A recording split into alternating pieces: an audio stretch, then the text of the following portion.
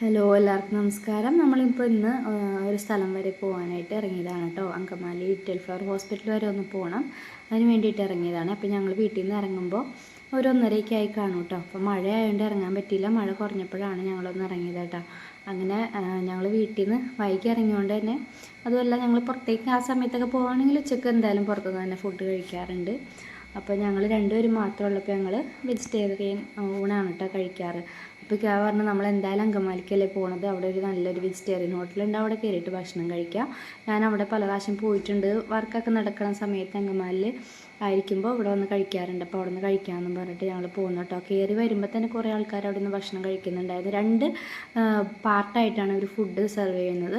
മേളിൽ നമ്മൾ കയറി വന്നപ്പോൾ കണ്ടത് കുറച്ച് ആൾക്കാർ അവിടെ നിന്ന് ദോശ അങ്ങനെയുള്ള കാര്യങ്ങളൊക്കെ, പലഹാരങ്ങൾ ഐറ്റംസൊക്കെ അവിടെയാണ് കൊടുക്കുന്നത്. പിന്നെ നോർമൽ ഊണുണ്ട്, അത് 80 രൂപയാണ് നോർമൽ ഊണിന് വരുന്നത്. അത് മേളിൽ തന്നെയാണ് കേട്ടോ. ഇവിടെ കുറച്ച് ഡിഫറെൻ്റ് ആണ്. ഊണിന് 160 രൂപയാണ് വരുന്നത്.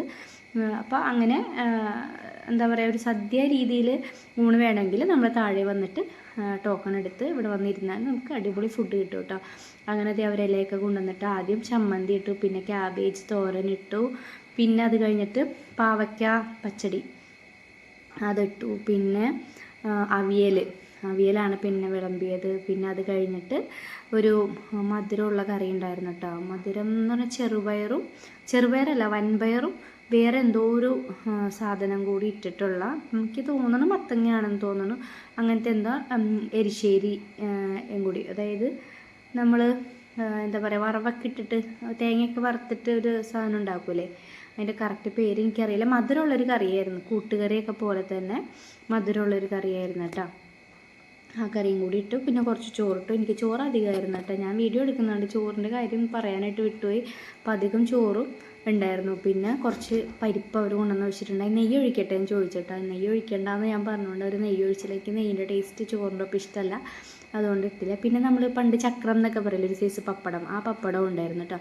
പിന്നെ ടേബിളിൽ തന്നെ അവർ രസം വെച്ചിട്ടുണ്ട്, പിന്നെ പുളിശ്ശേരി അത് വേറെ വെച്ചിട്ടുണ്ട്, പിന്നെന്താണ് അതിൽ പുളിയിഞ്ചി ഉണ്ട്, അച്ചാറുണ്ട്, പിന്നെ ഉപ്പ്, പുളിയിഞ്ചി, അച്ചാർ, ഉപ്പ്, ഇത്രയും സാധനങ്ങൾ ഓൾറെഡി അവർ ടേബിളിൽ തന്നെ വെച്ചിട്ടുണ്ട് കേട്ടോ.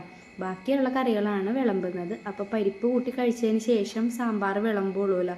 അപ്പോൾ ഇക്കാവ് പറയുന്നുണ്ട് സാമ്പാർ വിളമ്പുന്നില്ലല്ലോ എന്നിങ്ങനെ പറഞ്ഞപ്പോൾ ഞാൻ പറഞ്ഞു ആദ്യം പരിപ്പ് കൂട്ടി കഴിക്കണം, എന്നിട്ട് അവർ സാമ്പാർ തരുള്ളൂ എന്ന് പറഞ്ഞു. പക്ഷേ ഇക്കാവ് സാമ്പാറില്ലാണ്ട് കഴിക്കാൻ പറ്റില്ല എന്ന് പറഞ്ഞുകൊണ്ട് അവരോട് പറഞ്ഞപ്പോൾ അവർ സാമ്പാറും കൂടി കൊണ്ടുവന്ന് ഒഴിച്ച് തന്നിട്ട് അങ്ങനെ. പിന്നെ അതിൻ്റെ ഒപ്പം പായസം ഉണ്ടായിരുന്നു, തൈര് ഉണ്ടായിരുന്നു, പഴം, പപ്പടം, 2 പപ്പടം തന്നിട്ടുണ്ടായിരുന്നു കേട്ടോ.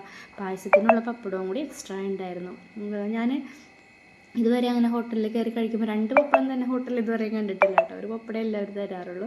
അപ്പോൾ 2 എണ്ണം കണക്കാക്കിയിട്ട് അവർ പപ്പടം തന്നിട്ടുണ്ടായിരുന്നു. പിന്നെ ഞാൻ വീഡിയോ എടുക്കുന്നത് കണ്ടുകൊണ്ടാണെന്നറിയില്ല, അവിടെ നമുക്ക് സപ്ലൈ ചെയ്തിരുന്ന ചേട്ടൻ എന്നോട് കുറേ വിശേഷങ്ങളൊക്കെ ചോദിച്ചു കേട്ടോ. ഫുഡ് എങ്ങനെ ഉണ്ടായിരുന്നു, എവിടെ നിന്നാണ് വന്നെ, ആദ്യമായിട്ടാണോ ഇവിടെ നമ്മുടെ ഹോട്ടലിൽ വന്നേന്നൊക്കെ ചോദിച്ചിട്ട് അങ്ങനെ ആ ചേട്ടൻ കുറേ വിശേഷങ്ങളൊക്കെ ചോദിച്ചു കേട്ടോ. പക്ഷേ ഒരു അടിപൊളിയായിട്ടുള്ള ഒരു ഫുഡ് നമ്മൾ ആ ഭാഗത്തു കൂടിയൊക്കെ പോകണമെന്ന് കഴിക്കണം എന്നുണ്ടെങ്കിൽ എന്തായാലും ഇവിടെ നിന്ന് കഴിച്ചാൽ നമുക്കത് നഷ്ടമായിട്ട് തോന്നില്ല കേട്ടോ. അത്രയും ടേസ്റ്റി ആയിരുന്നു കേട്ടോ ഫുഡ്. എനിക്ക് ഭയങ്കരമായിട്ട് ഇഷ്ടപ്പെട്ടു. ഒറ്റ കറിയും കൊള്ളില്ല എന്ന് പറയാനില്ല, എല്ലാ കറിയും ഒന്നിനൊന്ന് മെച്ചമായിട്ടുള്ള കറികളായിരുന്നു കേട്ടോ.